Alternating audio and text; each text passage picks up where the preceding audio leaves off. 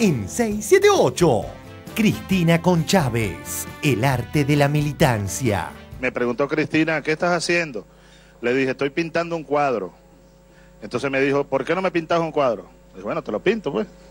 Ustedes perdonan lo malo, pero le puse mi alma. Es el mejor cuadro que he pintado en mi vida, te lo juro.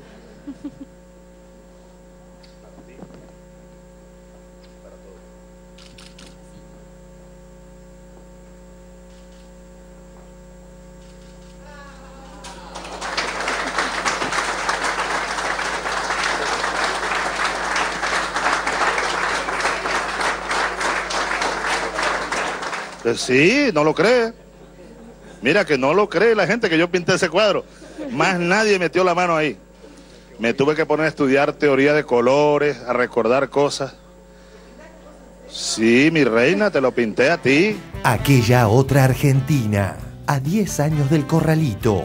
Un informe especial de 678 para no olvidar. Yo me acuerdo que cierto periodismo, el servicio de esto, decía, vayan rápido a los bancos. Bueno, es insoportable una situación así. Abusando de la libertad de prensa, se alentaba la corrida bancaria. Y ahí viene una medida de emergencia para calmar esa situación que después se llamó el Corralito. Muy comprendida en su momento, la gente no tomó mal, entendió que era necesario pisar la pelota, tranquilizar los ánimos. ¡Avalo, compadre! ¡La concha de tu madre! Aerolíneas y el estilo Sirieli. La Nación. Austral debe indemnizar a un mecánico agredido por no querer hacer huelga.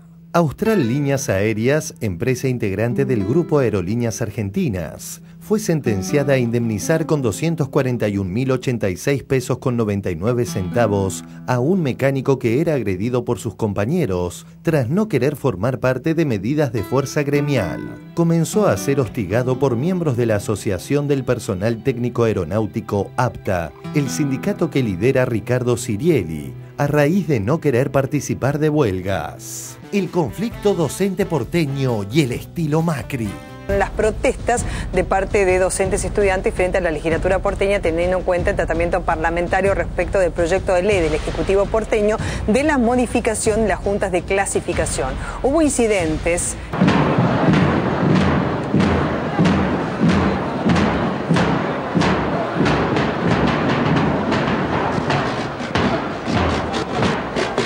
No sabemos de dónde salieron, no tenían distintivo, la metropolitana estaba parada al lado nuestro, de repente desapareció y curiosamente a los 30 segundos llegó esta gente, como malón a echarnos a las piñas a los palazos. Bueno, ¿qué es lo que están reclamando? Andá porque te agarro piña. Andá porque te agarro piña, fue el comentario. ¿Son docentes? Sí, somos docentes. ¿De qué escuela? De la escuela 23. Bueno, ¿por qué están reclamando aquí?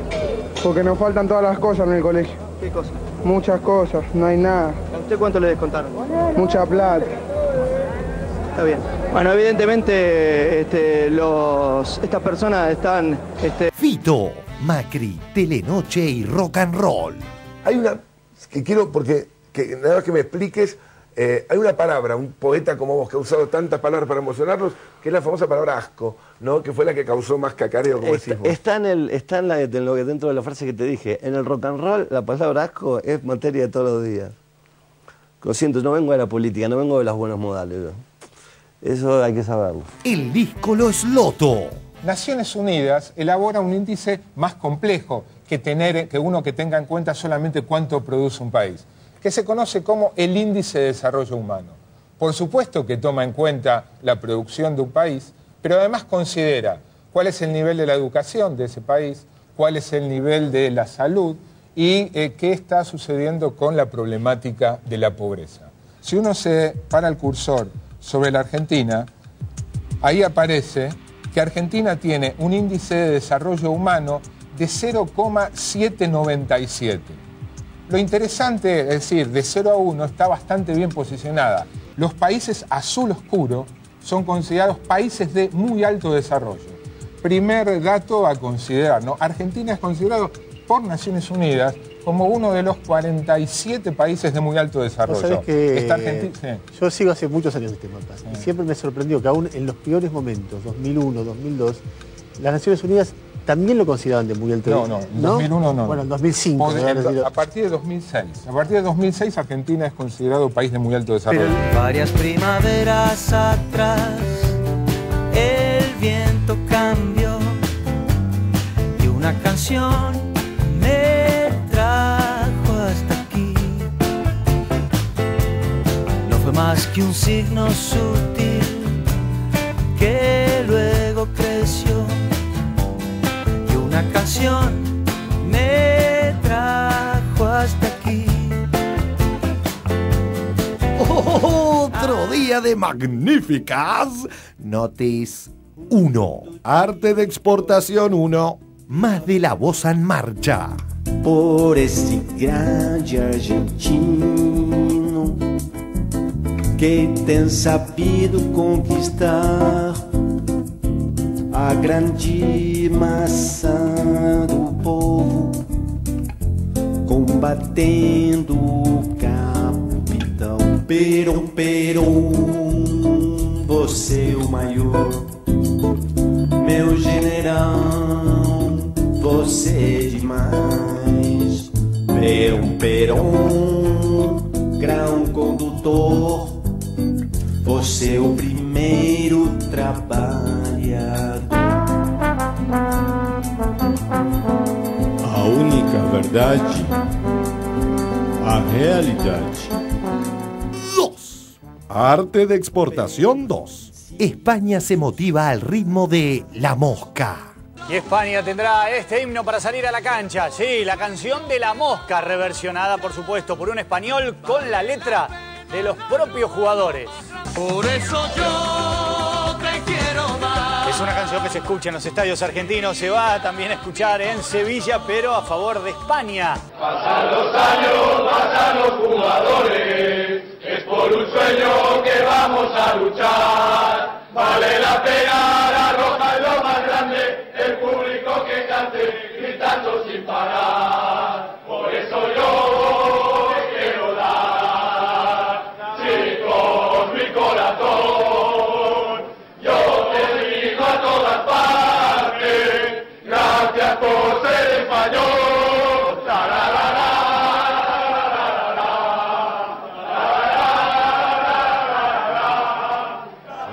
Latinoamericaniza 678. El corazón mirando al sur. Es la primera promoción. Hemos creado aqui 6, 7, 8, 6, 7, 8. Se eu ganho as eleições com o discurso que eu tinha, sabe, eu não sei se eu governaria esse país 6, 7 meses, 8 meses. 6, 7 meses, 8 meses. Lo que es necesario es garantizar un crecimiento sostenido, que no sean solamente 6, 7 u 8 años y luego vienen y cambian políticas. Antes, en aquel otro mundo distante, en tiempos de otro cantar. Lejos, lejos, con la mirada en otros espejos, sin darme cuenta, un día eché a andar.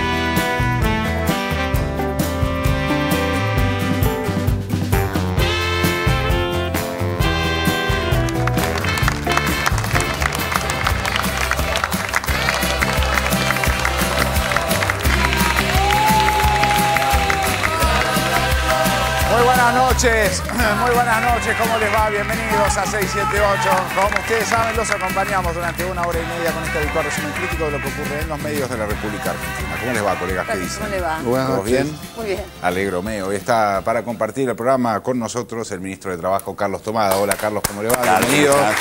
Un gusto que esté nuevamente en el programa. Muchas gracias.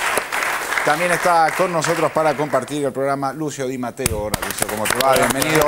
Lucio es periodista, trabaja en varios medios, en C5N, en Radio del Plata, y está con una publicación de último momento que se las voy a mostrar aquí, se llama El Corralito. Así se gestó la mayor estafa de la historia argentina, publicado por la editorial sudamericana. Ustedes saben que estamos a 10 años del famoso Corralito en la República Argentina. Vamos a estar hablando de ese tema. Gracias, Lucio, por venir. No, gracias por invitarme. También está con nosotros para compartir el programa el señor Iván Hein. Hola, Iván, ¿cómo te va? Bienvenido. Iván es economista.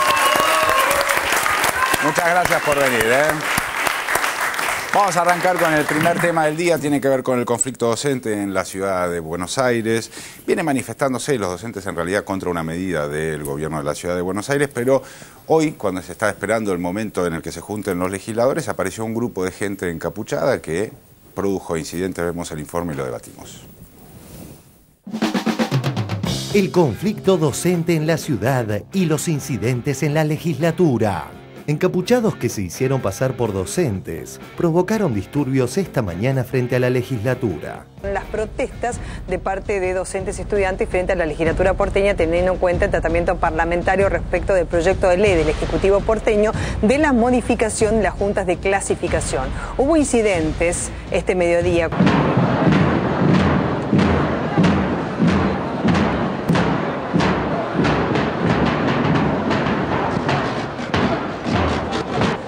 Comienzan las agresiones tratando de impedir que se pueda filmar.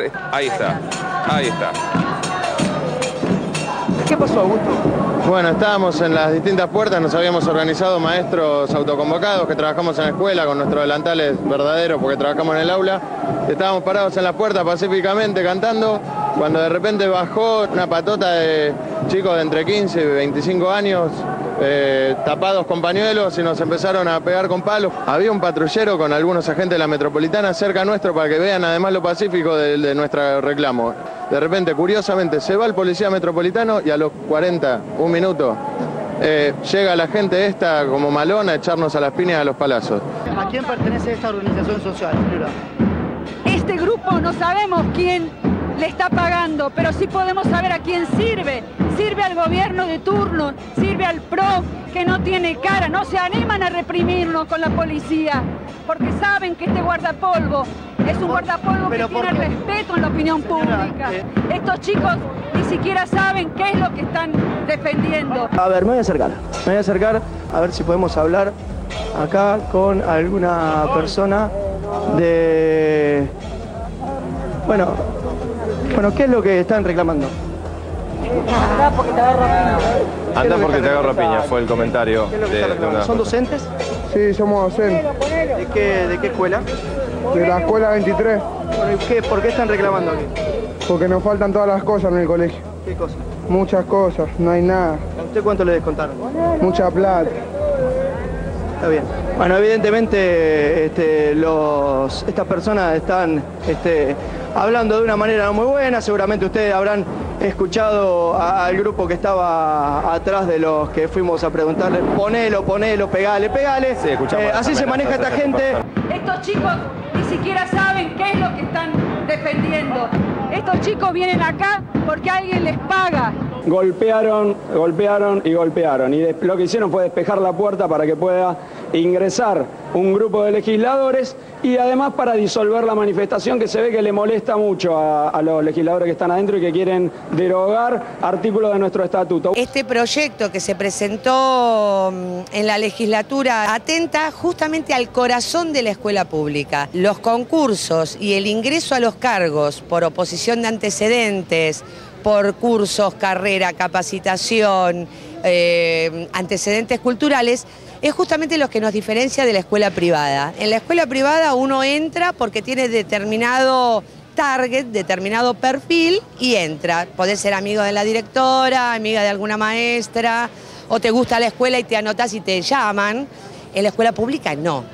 Para eso existen las juntas de clasificación docentes. Nosotros actualmente contamos con 14 juntas de clasificación y el proyecto del PRO en realidad pasa de 14 juntas a ninguna. ¿Lo que pasó hoy no parece inspirado en el último capítulo del Puntero? ¿Me querés decir qué carajo vas a hacer para frenarlo? Yo te dije que son así. Estos negros de mierda, si no le demostrás fuerza, te comen crudo. ¿Qué fuerza de dónde? Si a estos no los primerías, te ganan. Yo voy, meto gente, lo van a ablandar, vas a ver.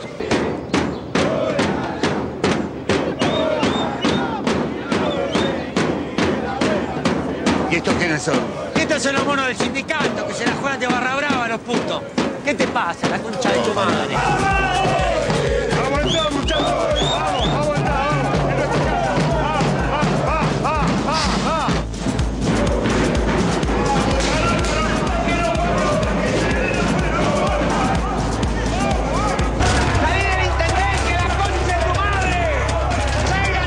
Varios docentes relacionaron a los encapuchados con el macrismo. El canal de noticias TN no entrevistó a ninguno de ellos y evitó mencionar durante todo el día en sus títulos la denuncia que los docentes hicieron contra el gobierno porteño. Se trata justo de la emisora que promocionó el especial por los 20 años sin Freddie Mercury, con el jefe de gobierno cantando. Y llegó un grupo, una patota mandada evidentemente por el gobierno para garantizar que, digamos, que la sesión, evidentemente, que el PRO pueda aprobar el proyecto. Y acá detrás mío hay un grupo de choque que mandó el gobierno. No nos sorprende para nada que traigan patotas como esta, donde algunos compañeros han reconocido hinchas de Boca, de la barra brava de Boca Juniors. ¿Quiénes son? No tienen identificación, pero responden claramente al gobierno de Macri. No son ninguna clase de movimiento social que está reclamando nada. Incidentes frente a la legislatura. Desconocidos agredieron a docentes que protestan por los cambios que habría en la asignación de cargos. Los legisladores tratarán este proyecto y la modificación al código que regula la venta callejera.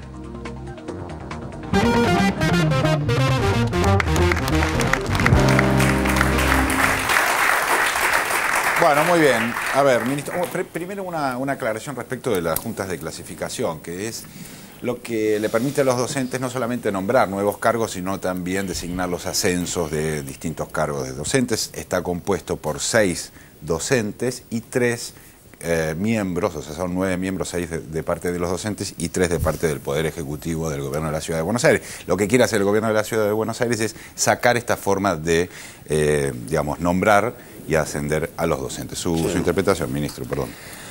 No, bueno, lo que pasó ahí en las inmediaciones de la legislatura es un hecho, digamos, es la negación del diálogo, ¿no? Es la negación de la posibilidad de encontrar soluciones a un problema que está planteado, una cuestión que está en disputa. Creo que realmente el planteo del PRO es, bueno, claramente una propuesta del PRO, digamos, con todas las letras, es decir, negadora de la participación, negadora de la posibilidad de respetar carreras que estimulen la mejora. Lo señaló muy bien la docente que habló y explicaba las formas de ingreso diferentes en la educación pública y en la enseñanza privada, pero creo que es otra forma más de este estilo de Macri de no hacerse cargo de los temas, ¿no? Un esquema de esta naturaleza, un esquema de patota como este no le hace bien a nadie, no le hace bien ni a un reclamo laboral, ni a un club de fútbol, ni a nadie. Y esto es algo que tiene que claramente reprobarse y tiene que haber manifestaciones claras de repudio a este hecho, para que no se pretendan convertir en situaciones habituales y toleradas. Eso es algo muy claro, sin identificación, sin encapuchados. Esto no lo hace ninguna de las otras movilizaciones que conocemos y que muchas veces otros se indignan. Acá era claramente una fuerza, como se dijo, una fuerza de choque. Esto no hay que dejarlo pasar. A ver, Iván. No, yo pensaba, digamos, cómo hay dos países en la Argentina y cómo en la ciudad de Buenos Aires se expresa claramente una visión de la estrategia de país que tienen estos sectores políticos. Cuando fueron las elecciones ahora en el 2011 se discutía, ¿no? Se discutió Por ejemplo, el tema de la educación se discutió mucho en la Ciudad de Buenos Aires. Recordemos que el PRO sistemáticamente ha tenido una política de pelearse con los sindicatos docentes porque no quiere dar aumentos salariales a los docentes, ha tenido políticas de no inversión y ha tenido problemas con los estudiantes. Ha habido una protesta de estudiantes que parece una locura en un país que ha construido casi 2.000 escuelas en estos últimos 8 años. En la Ciudad de Buenos Aires no se ha construido ninguna, no había gas, no había luz. Y yo creo que esto es parte de la misma estrategia, una estrategia que busca ir en contra de la educación pública, a favor de la educación privada, aumentando los subsidios a la educación privada y peleando con los docentes. Y esta lógica de enfrentarlo en el marco de patotas, de operaciones de prensa que, digo, son bien claras, vienen haciendo operaciones contra los docentes hace rato, me parece que tienen que ver con una concepción de la Ciudad de Buenos Aires que es elitista, exclusiva y que piensa solo en los electores del PRO y no gobierna para todos. Como contrapropuesta, creo que en el gobierno nacional un 6,4% del Producto Bruto destinado a educación, el Plan Conectar Igualdad, la asignación universal por hijo, que es una política educativa porque promueve la vuelta de los chicos al colegio, que los padres se preocupen por la educación, me parece que es como la alternativa, ¿no? Y me parece que es lamentable que una ciudad como la Ciudad de Buenos Aires, con el ingreso per cápita más alto del país, no pueda resolver un conflicto como este. Un conflicto se puede resolver tranquilamente porque hay recursos y porque, digamos, hay buena voluntad de las partes, ¿no? A ver, Lucio, ¿qué te parece esta posición, digamos, del gobierno de Macri con estas patotas? No, a mí lo que veo así como característica común es que nadie discute la calidad de la educación, ¿no? De que la verdad es que es muy difícil saber esas patotas de dónde vienen, pero no escucho ni al gobierno de la Ciudad de Buenos Aires ni a los docentes hablando de la calidad de educación. Y te lo dice una persona que hizo todos sus estudios la escuela pública, y primaria, secundaria y Universidad de Buenos Aires. Bueno, pero las juntas de clasificación hablan mucho de la calidad educativa, digamos. Sí. De alguna manera es el principio más importante, digamos, medio organizador de esa calidad educativa. Quiero hacer, de eso se trata, lo que quieren los maestros, porque supongo que Tomada, creo que acá se dio un análisis que me parece que es de ideología. Vos planteaste que hay dos países. Pensemos que no sería extraño si gobernara Rajoy la Ciudad de Buenos Aires o Piñera, que ocurriera esto que ya quiere Macri. Claro. En realidad, para ser cínico, no nos debe extrañar. La patota sí. Eso es aparte. Pero no nos debe extrañar la política educacional que quiere imponer Macri. Para nada. Los votantes quieren eso. Permítanme ser cínico. El votante de Macri quiere exactamente eso. Yo no sé exactamente qué es lo que quiere el votante de Macri, pero digo, si vamos a hablar de calidad educativa, calidad educativa es garantizar. Primero, la presidenta hace pocos días en el conflicto de aerolíneas hacía un planteo muy interesante, ¿no? Decía, cuando nosotros expropiamos aerolíneas, le pedimos a los trabajadores que nosotros íbamos a garantizar las condiciones de trabajo para que los aviones vuelen. Y ellos lo que tenían que aportar es el trabajo. El gobierno nacional en estos 8 años garantizó mejoras salariales, garantizó que las condiciones de trabajo de los docentes con materiales para el estudio, con el Plan Conectar Igualdad, con escuelas decentes, fueran buenas. Y obviamente en esas condiciones uno se puede sentar a discutir sobre la calidad docente, sobre el presentismo y sobre un montón de cuestiones. Pero el gobierno de la ciudad, en estos 4 años de gobierno, no solo no discutió estas cuestiones o no puso los recursos que tenía que poner, sino que al contrario, retiró recursos. Cuando uno mira el comportamiento del salario docente en la Ciudad de Buenos Aires, hoy se encuentra en los mínimos históricos de la Ciudad de Buenos Aires. En el año 2001, ahora recién veía al principio del programa que se recordaban los 10 años del Corralito. En el año 2001, la Ciudad de Buenos Aires no tenía recursos, el país estaba quebrado y pagaba los mejores salarios docentes y nunca se dejó de pagar un mes de salarios. No es por reivindicar al gobierno de ese tiempo, sino por decir, ahí había una concepción que priorizaba la educación pública. Me parece que hoy, digamos, la discusión es otra, entonces estamos mucho más atrás de discutir la calidad educativa, estamos discutiendo las condiciones básicas para poder empezar a discutir eso. A ver, Lucio, porque te interrumpimos en el momento. No, pensaba en eso. A ver, cuando uno ve los números gruesos, cuando uno dice, bueno, a nivel nacional se destina el 6,5% del presupuesto a la educación, la verdad que es un número que es buenísimo, realmente es incuestionable. Yo recuerdo, por ejemplo, hablando del Corralito de la década del 90, que en una época se llegó a destinar casi el 25% del presupuesto nacional a pagar deuda externa. Solo el 25%. Y no es que la deuda externa bajaba. Vos lo que hacías es pagar intereses, solamente para que la deuda externa encima fuera mayor. Entonces, que se destine el 6,5% del presupuesto a nivel nacional es muy bueno. No tengo el dato de la ciudad. No sé cuál es el dato, cuánto destina la ciudad a la educación. Lo que sí sé es que hoy, si estamos hablando de igualdad de oportunidades, de redistribución del ingreso, de todos temas que han ingresado en la agenda pública en los últimos años, la educación no opera a favor de eso. No opera a favor de esos objetivos que realmente son incuestionables. Sí, yo quería marcar simplemente la diferencia de coberturas. Es medio impresionante ver cómo en TN hablan, se limitan a desconocidos, agreden a docentes como si no tuvieran un móvil y como si la persona a la que mandaron no pudiera, ya que es periodista, digamos, nos dedicamos a eso, ¿no? A tratar de averiguar y de obtener un poco más de información. Cuando hemos visto en la pantalla de CN23 cómo resultó tan potable que un cronista se acercara a uno de estos patoteros, y las respuestas a mí me impresionaron. Esto de hacerse pasar por maestro en una especie de fantochada, y la respuesta de la fantochada es: en la escuela faltan muchas cosas. Es decir, no tenía la menor idea de por qué estaba ahí, sabía que le tenía que pegar a los maestros y que en las escuelas faltan cosas. Es brutal, sí, es brutal. Vamos a cambiar de tema, pasamos a discutir un poco sobre los 10 años del Corralito, aprovechando que está con nosotros Lucio. 10 años se cumplen en el día de hoy, lo vemos. A 10 años del Corralito. Se cumplen hoy 10 años de la implementación del Corralito y recordará este informe el día de la medida y sus derivaciones. Cada uno defiende sus intereses y tiene su visión. Lo importante es la visión que tengamos nosotros. Crear un clima de confianza, quitarle los miedos a la gente. La reactivación requiere dos cosas. Primero, que la gente tenga ingresos para gastar, pero además que la gente pierda los miedos. Y un día como hace 10 años, comenzaba una de las peores tragedias económicas de la Argentina. ¿Te acordás de la palabra corralito? Quedaron atrapados en esos barrotes 66.000 millones de pesos. Veo a la gente como media caída hoy con lo de las medidas económicas. O sea, que llegué y me fui. Hola, ¿qué tal? Hola, ¿qué tal? En los camarines, todo el mundo así. Hemos tenido que adoptar una medida transitoria de limitación a la extracción de dinero en efectivo por cifras de 250 pesos semanales. Es mi deber proteger el patrimonio de los argentinos.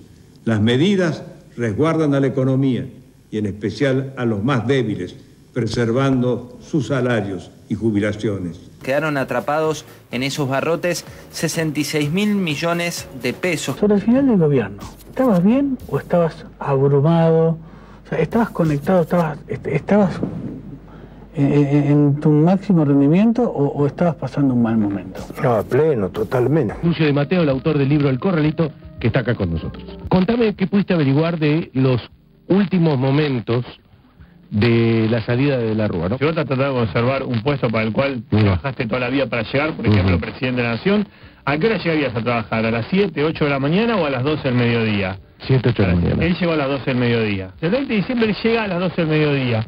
2 horas después, no atendía el teléfono. La mujer llama preocupada a un ministro y le dice: por favor, anda a ver qué pasa con mi marido, porque tengo miedo que se haya matado, que lo hayan matado.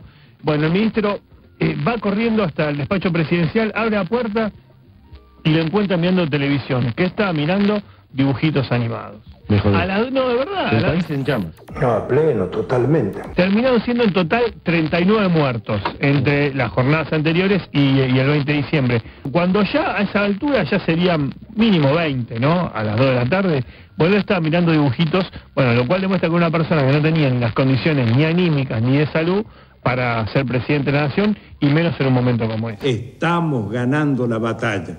Requiero para ello el apoyo y la comprensión de todos los argentinos. Se había bancarizado toda la economía, obligadamente. Antes mucha gente cobraba los sueldos en sus puestos de trabajo, y no sé si muchos recuerdan, pero a partir de un par de robos, de todo un operativo incluso mediático sobre esto, y por razones de seguridad en principio... Se empezó a cobrar en los bancos. Se empezó a cobrar en los bancos. Tiempo después vimos que podía llegar a pasar. Los mismos bancos que intermediaban entre nosotros y nuestro sueldo fueron los que congelaron en principio nuestras cuentas sueldo. A mí no me dieron ninguna orden, no me mandaron ningún mensaje, nada que me diga cómo me puedo manejar con la gente que se pueda llegar a presentar con este tipo de tarjeta. Lamentablemente, mira, por ahora lo único que te puedo decir es que tengo que cobrar en efectivo. Esta es la incertidumbre. No sabemos qué pasa, ni nosotros ni los consumidores, ni los clientes habituales, por eso está vacío el bar. ¿Existe un monto mínimo para pagar con tarjeta de débito? Porque hoy fui a la farmacia a comprar un remedio que vale 8 y me dijeron que el monto mínimo son 10 pesos. No, lo que pasa es que es obligatorio aceptar la tarjeta de débito para cualquier pago de 10 pesos o más. Obligatorio para el comerciante es aceptarlo cuando el pago es de 10 pesos o más. Si es menos. Y si es menos, lo puede aceptar lo mismo, lo debería aceptar lo mismo. Lo que pasa es que no es obligatorio por una cuestión de posiblemente simplificación, ¿no? La verdad es que no sé bien por qué lo hemos hecho obligatorio solo de 10 para arriba. Me parece que habría que hacerlo obligatorio para todo. Así que voy a aprovechar esa pregunta para Marisa de Flores repensar el tema. Algo. Yo me acuerdo que cierto periodismo, el servicio de esto, decía, vayan rápido a los bancos. Bueno, es insoportable una situación así. Abusando de la libertad de prensa, se alentaba la corrida bancaria. Y ahí viene una medida de emergencia para calmar esa situación que después se llamó el corralito. Muy comprendida en su momento, la gente no tomó mal, entendió que era necesario pisar la pelota, tranquilizar los ánimos. ¡Avalo, compadre! ¡La concha de tu madre! Cobro 600 pesos de jubilación. ¿Qué hice yo? Mi propia jubilación. Puse mi dinero en plazo fijo y de ahí retiro mensualmente. Entonces, con los 600 miserables que me dan... No, porque ustedes me están obligando a sacar 1000 por mes. Usted no me puede determinar si yo tengo que vivir con 1000, con 2000 o con... En la tarde de hoy, me permite, no tiene ningún inconveniente. Quédese tranquila que nadie le va a tocar su ahorro y su dinero. Se lo quedan ustedes. No, nadie. Va a tener algún inconveniente, pero después pasados los 90 días no tiene ningún inconveniente. Usted es dueño de esos depósitos.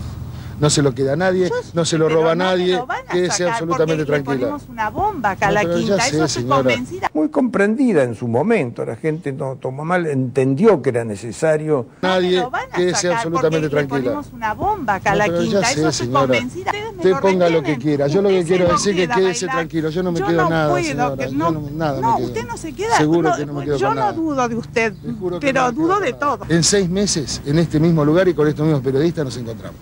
Y agradezcame. Quedaron atrapados en esos barrotes 66.000 millones de pesos. Y agradezcame. Un gobierno puede manejar tu dinero y nosotros pensamos que el comunismo había terminado. Pero no, por ejemplo, puede manejar tu dinero y decirte lo que tenés que hacer, cuánto podés gastar, todo es una cosa... Es rarísimo. ¿Vos cómo? No, de verdad. Una tendencia económica que imperaba en ese momento, cercana al liberalismo económico, y con una gran importancia del sistema financiero en la economía real. Fernando de la Rúa, en esos días caóticos, el propio 20 de diciembre, mientras la policía reprimía, o por orden suya o con su aquiescencia, mientras se habían confiscado los ahorros de miles y miles de personas, mientras la gente estaba en las calles, llamó al titular del Fondo Monetario Internacional para pedirle disculpas. Tenía tanta gente para pedir disculpas a Fernando de la Rúa, claro, y eligió al presidente del Fondo Monetario Internacional. Se van a cumplir 10 años de mi renuncia cuando dejé el gobierno. Así que si algo le molestó a alguno, si algún error cometí, le pido disculpas a la gente. Qué fuerte lo que está diciendo, ¿eh? Gracias. Llamó al titular del Fondo Monetario Internacional para pedirle disculpas. De allí en más se sucedieron distintas instancias, presidentes distintos, hasta desembocar en el presidente electo que fue Néstor Kirchner, quien cambió el plan económico imperante en el país. Hay que recordar que Argentina en ese momento tenía cerca del 24% de desocupación, cerca del 50% del país en la pobreza. Una gran devaluación hizo más competitiva la industria local, se fortalecieron las pequeñas y medianas industrias, eso generó trabajo, una gran reactivación del mercado interno, las materias primas en los precios más altos o los más elevados de la historia. Esto hizo un gran motor de la economía argentina que creció a tasas de las denominadas por los economistas chinas, cerca del 9% anual durante todos estos últimos años, y el panorama es bien distinto a lo que se vivía en ese momento.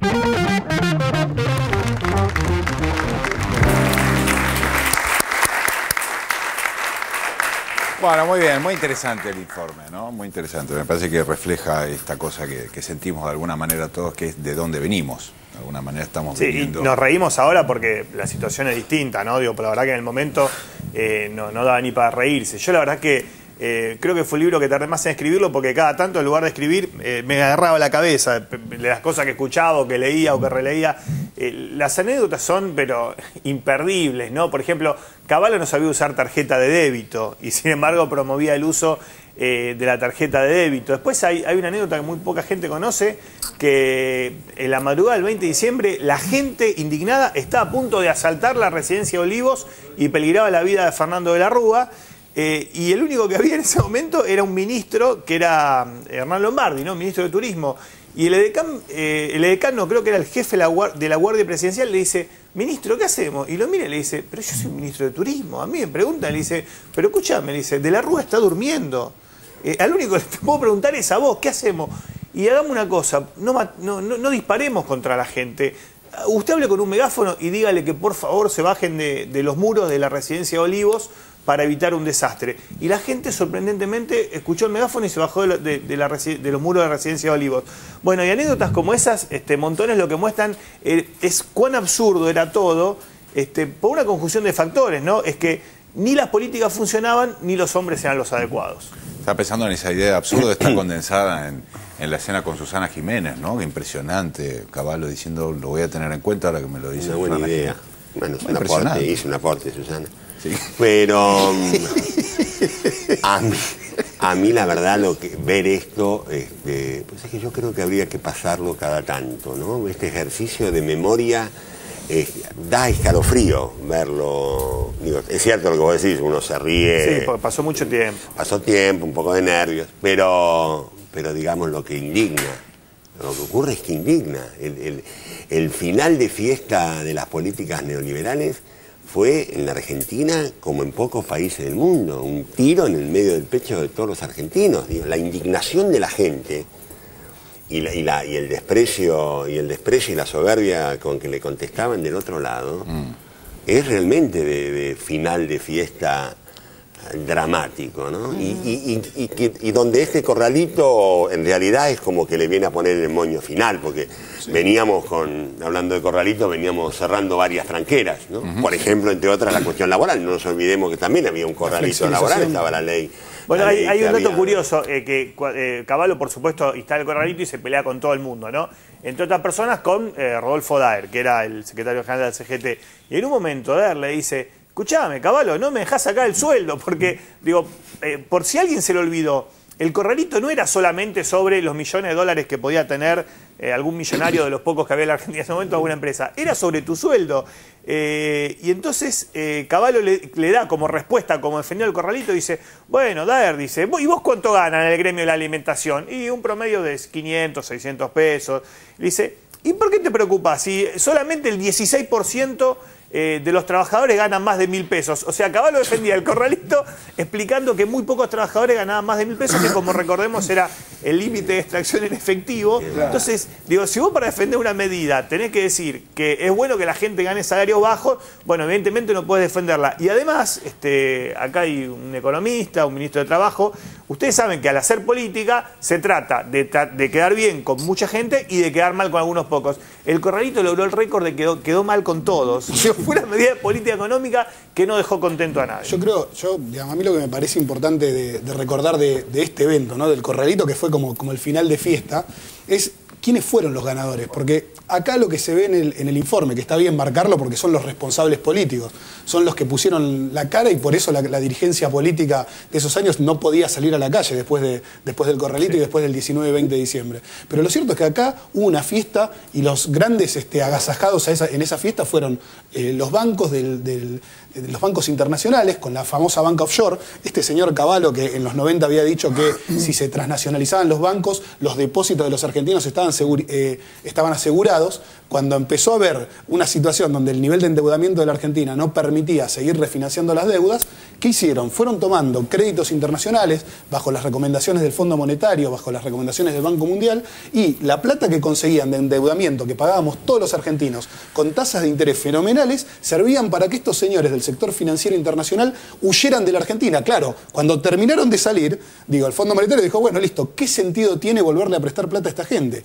Y ahí fue cuando existió la necesidad de que los pequeños ahorristas, los medianos ahorristas, porque esos fueron los que terminaron pagando, esos 66.000 millones de pesos, eran casos como el de la señora que tenía 20.000 pesos que había juntado en esos años y que los usaba para vivir, porque estábamos en una crisis desde el año 99, que la economía permanecía estancada. Y la propuesta que tuvo la dirigencia política es ponerse, recordemos que el gobierno de la Rúa fue el gobierno que más economistas del sector financiero puso al gobierno de las políticas públicas. Ministro de López Murphy, Rodríguez Llavarini, Machinea y Santibáñez, jefe de... O sea, todos esos ministros que eran economistas del sector financiero para realizar el ajuste y estuvieron dispuestos para eso, torturaron gente. O sea, un compañero nuestro de nuestra agrupación, La Cámpora, Eduardo de Pedro, ese día salimos, el día 19 de diciembre, salimos a protestar, la policía lo secuestró y lo torturó, y eso pasó en democracia en el año 2001. Entonces, estos dirigentes políticos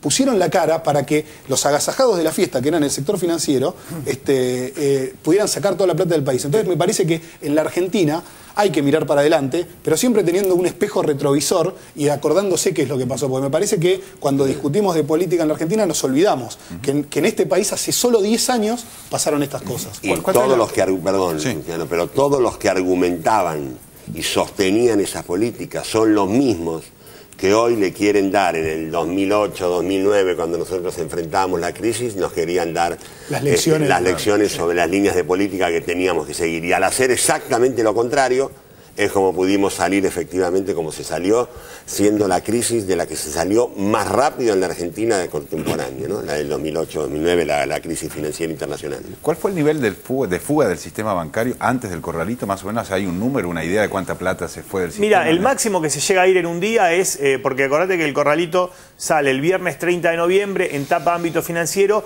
con un detalle, ¿no? A ver, el corralito, ¿sabían cómo era? Domingo Cavallo y Horacio Tomás Liendo, su asesor legal. Nadie más, ni de la Rúa sabía.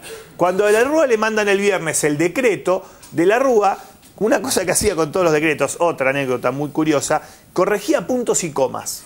Como, no es que corregía alguna cuestión. Bueno, además una anécdota muy curiosa. Pero no es broma. Adjetivás bárbaro. Bueno, no, en serio, pero corregía puntos y comas, ¿no? Entonces, Liendo y Cavallo le pasa la información a ámbito financiero, que bueno, tiene el mérito de la primicia, y ámbito publica todo, dolarización, cheque, menos el límite de extracción en efectivo. No hablaba del límite de extracción en efectivo. Y eso recién se conoce el viernes a la noche. Y otro dato más, ¿no? Y ese viernes fugan, con la tapa de ámbito, pero sí la medida efectivizada que empieza a regir el lunes, fugan 700 millones de dólares en un solo día. Y bueno, después hay que agregar los amparos, mucha historia más, pero el otro dato interesante es que, el lunes 3 empieza a regir la medida, por supuesto, ahí se frena la salida de depósitos, pero el otro dato interesante es que Cavallo me cuenta a mí, para el libro, en la entrevista que le hago, que él el corralito ya lo había pensado en el año 1996. Entonces digo, si el campeón de la libertad de mercado de la Argentina había pensado el corralito ya en el año 96... Se ve que no le cerraban las cuentas. Claro, ¿no? Estamos en problemas. No, estaba con un problema el campeón. Barra, querido. Sí, bueno, pensaba también como de Mateo esto de que ahora nos reímos y yo creo que son en muy pocos años nos podemos reír, salvo cuando nos acordamos de los 40 muertos, ¿no? Y que fue un costo, yo creo que, digamos, si uno lo piensa... en términos históricos, realmente fuimos muy afortunados. Que murieran 40 personas en términos humanos es una tragedia, por supuesto. Pero que también las políticas, un poco como decía Tomada, esto no fue solamente el corralito, fue todo. Recibimos desde el exterior una invasión de agresiones financieras que terminaron con un desastre, que terminaron con muertos. El paquete es siniestro, ¿no? Sí. Y me parece que en ese contexto siniestra también la imagen de la Rúa mirando dibujitos animados. Me parece que como completa esa imagen de lo siniestro y también de la complicidad política alrededor de eso siniestro que se armó. Vamos a cambiar de tema, pasamos a Aerolíneas Argentinas. En este caso tiene que ver con que Austral tiene que indemnizar a un mecánico que fue agredido por parte del gremio de los mecánicos justamente por no participar de una huelga que estaba planeando Sirieli. Lo vemos. Aerolíneas y el estilo Sirieli. Se cumplen hoy 10 años del corralito que desembocó en la gravísima crisis y muertos del 2001. Por aquellos tiempos, diametralmente opuestos a los actuales, se recortaban salarios y jubilaciones. Reducción, salarios, pensiones, jubilaciones. El apoyo que yo quiero es el apoyo del trabajo. Trabajen, defiendan lo que es de ustedes, porque el día que esto se acabe, a los primeros que se llevan puesto es a los trabajadores argentinos, que se notifiquen todos de una buena vez por todas. Las cosas que hemos visto en los últimos tiempos, lo que yo denomino boicots encubiertos. ¿Se acuerdan el otro día que en el subte había habido un problema de tendinitis? Bueno, acá parece ser, no me quiero olvidar la fecha, que en el año de mayo del 2008 no hubo un problema de tendinitis, sino de colitis. Sí, así como se escucha, con vuelos que quedaron colgados en Roma, Oakland y todos lugares en donde los médicos no podían constatar el estado de esa simultaneidad de colitis. Perdónenme, que es más elegante la tendinitis, confieso. La política online, mayo de 2008. En plena temporada alta donde los pasajeros solo piensan en sus vacaciones, los pilotos dan excusas para no ir a trabajar. Fuentes sindicales contaron a la política online que pasan partes médicos o se toman compensatorios. Pero la razón real, advierten, es que están presionando para negociar un aumento de sueldos. En este contexto, veamos un fallo judicial que se conoció ayer. La Nación. Austral debe indemnizar a un mecánico agredido por no querer hacer huelga. Austral Líneas Aéreas, empresa integrante del Grupo Aerolíneas Argentinas, fue sentenciada a indemnizar con 241.086 pesos con 99 centavos a un mecánico que era agredido por sus compañeros tras no querer formar parte de medidas de fuerza gremial. Hugo Esteban M. trabajó en la aerolínea entre 1979 y 2008. Se dio por despedido cuando la empresa alteró sus condiciones laborales y, según consta en la causa, comenzó a ser hostigado por miembros de la Asociación del Personal Técnico Aeronáutico APTA, el sindicato que lidera Ricardo Sirieli, a raíz de no querer participar de huelgas. El expediente deja constancia que los problemas para el empleado comenzaron en 2005, cuando comenzó a recibir agresiones y actos persecutorios. Algunas de ellas fueron placas dispuestas en el Aeroparque Metropolitano y Ezeiza que calificaban al demandante y otros empleados como cipayos y traidores. La justicia reconoció en el fallo de segunda instancia un serio conflicto político interno en el seno de APTA y advierte que el damnificado, como así otros trabajadores, fueron víctimas de graves vejaciones por parte de otro sector de empleados de Austral Líneas Aéreas y que culminaron en episodios de acreditada gravedad. Pregunta final. ¿Habrá aprobado Morales Solá en aquel 2005 el accionar de Sirieli? Lunes pasado. La Presidenta de la Nación, el otro día, en toda su crítica, no hizo ninguna autocrítica. Y acá la responsabilidad de la situación de la empresa es de Recalde. Y de ella, por supuesto, que fue quien admitió haberlo puesto a él y que se hace cargo de todas las resoluciones. Te dejo mucho, Ricardo. Gracias a usted. Una pausa. Bueno, estuvo muy claro.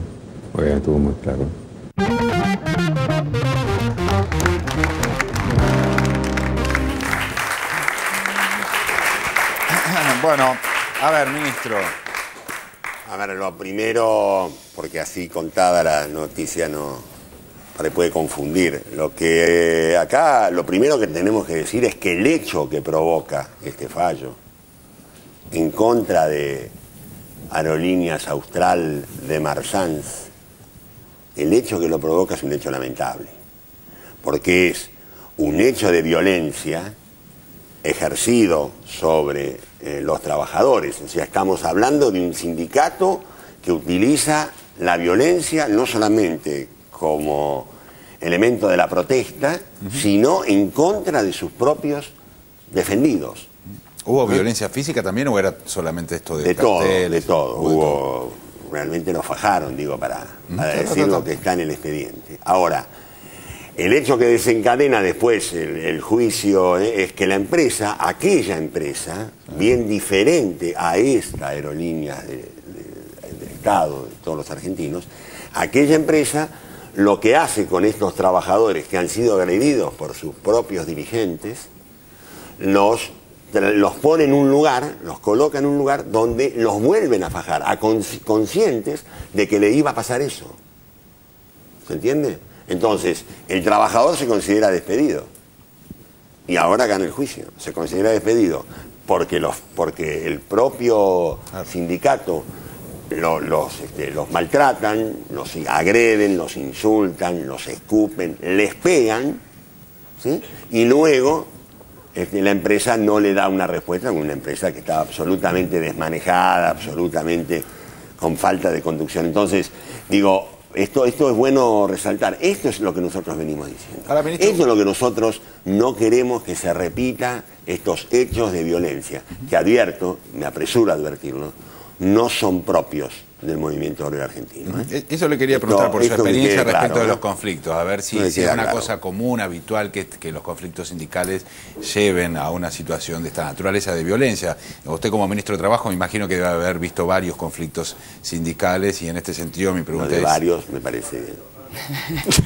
Una elegancia. Me parece como corto. Pero no, pero quiero decir, no, la violencia sobre los propios trabajadores, vuelvo a insistir y lo quiero dejar bien claro, no es una metodología que sea propio de nuestro movimiento sindical.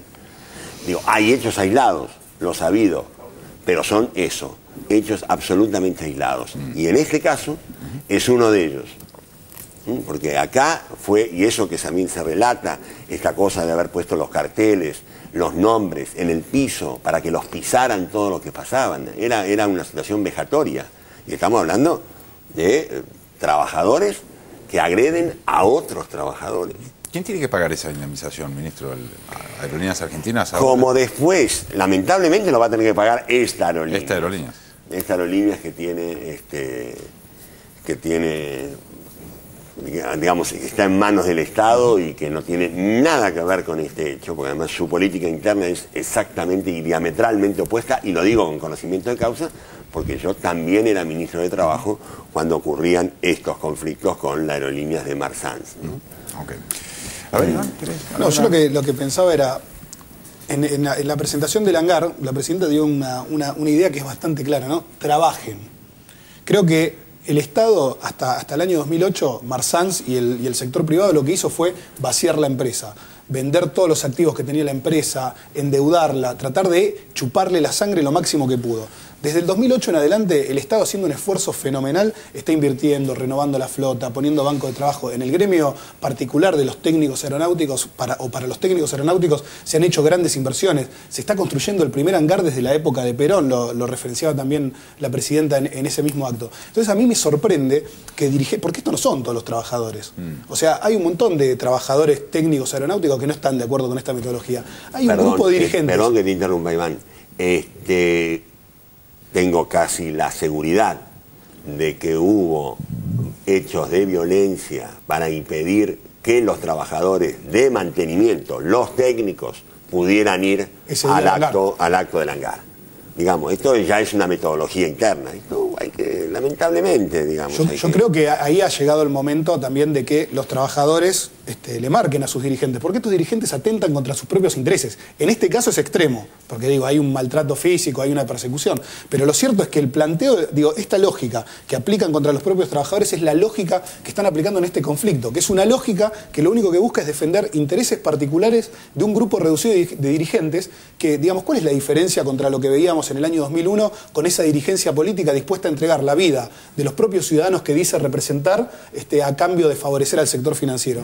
¿Cuál es la diferencia entre esos dirigentes sindicales que golpean a sus propios afiliados? Yo creo que como mínimo tienen que reflexionar, y si reflexionan y se dan cuenta que están haciendo las cosas mal, que den un paso al costado y que le den lugar a dirigentes sindicales que defiendan los intereses de los trabajadores. A ver, Lucio, ¿qué pensás sobre este conflicto? No, me hace acordar esto cuando, ¿te acordás cuando los teléfonos eran de Entel y la gente los rompía y empezaron a hacer de Telefónica y no los rompía? Como que no hay un cuidado de lo público. ¿Por qué digo esto? Aerolíneas es estatal. A ver, es estatal porque Marsans la vació y huyó, y porque el Estado estuvo 6 meses pagando los sueldos y en un momento dijo, no, mirá, se voy a pagar los sueldos, me hago cargo yo.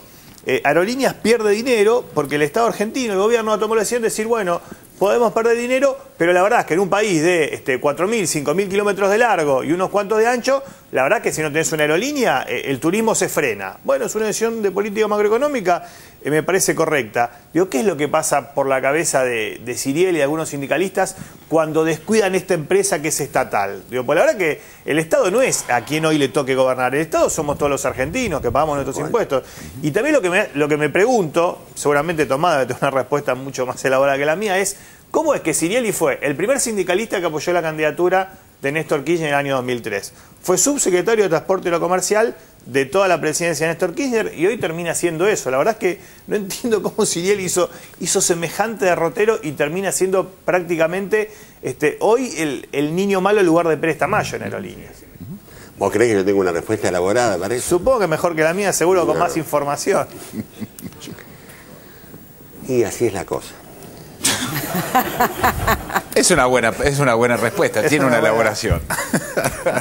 Mirá, cuando se defienden intereses, cuando se defienden otro tipo de intereses, aparecen estas mutaciones que a veces son incomprensibles. ¿Pero intereses personales o políticos? O económicos. O económicos, claro. Queda esa comprobación, parecería... la mayoría de las personas se sienten sorprendidas. Obviamente es una buena reflexión. Yo pienso que también nos sentiríamos sorprendidos si no supiéramos lo que pasó con Cobos.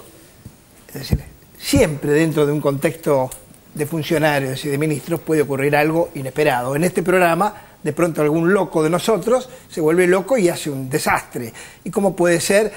Bueno, la condición humana en cualquier organización, no estoy disculpando la situación, yo digo que esto es lo que hace filtrado y además no es el único caso. Perdón, no debe ser el único caso. No. Es probable que pero es muy haya evidente, más casos. Es muy evidente. Sí.